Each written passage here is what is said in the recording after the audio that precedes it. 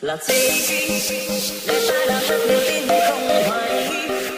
và sống thân với bản thân mọi phút giây luôn bên nhau lắng nghe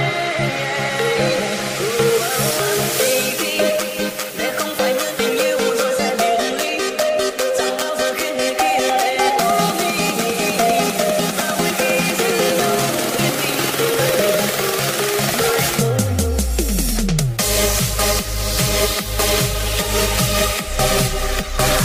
Say oh yeah.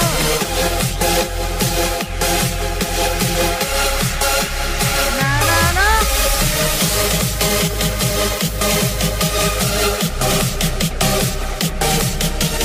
Cho tụi em TV.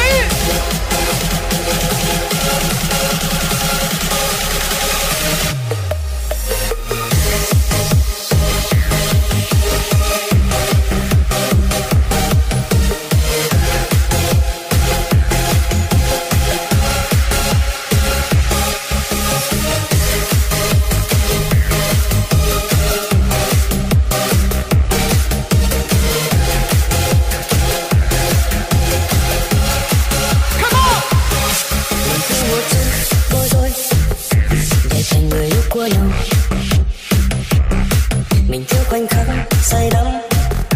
để cùng vẹn ước với nhau dù vậy cuộc đời đã hào phóng với ta dành tặng một người quá hiểu thấu trái tim giống như ta được cả thế gian thật tuyệt vời khi bên ta có một người mang tên là gì để ta đã hết niềm tin không hoài nghi và sống thân với bản thân mọi phút giây luôn bên nhau lắng nghe gì để không phải như tình yêu rồi sẽ biệt ly chẳng bao giờ khiến người kia để ôm đi ta vui khi giữ nhau yên bình nơi mình mãi ôm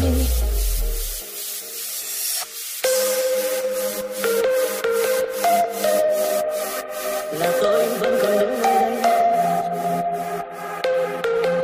là tôi sẽ không nắng ban mai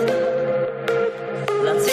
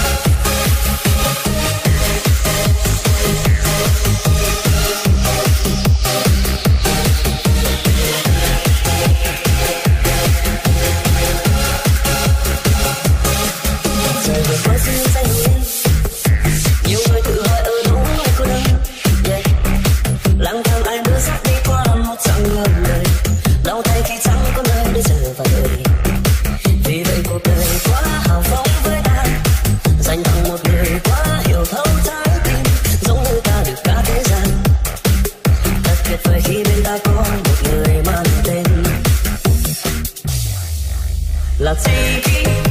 để ta đã hết niềm tin không hoài nghi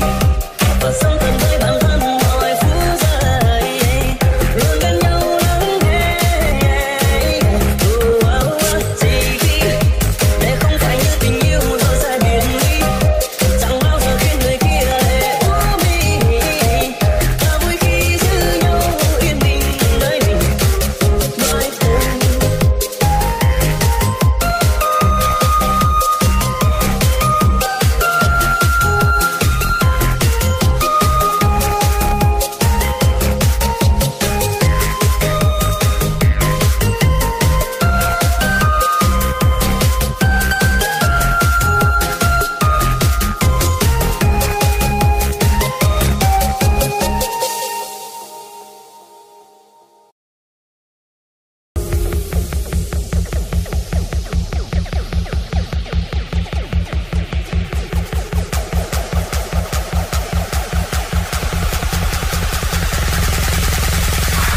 Say oh yeah.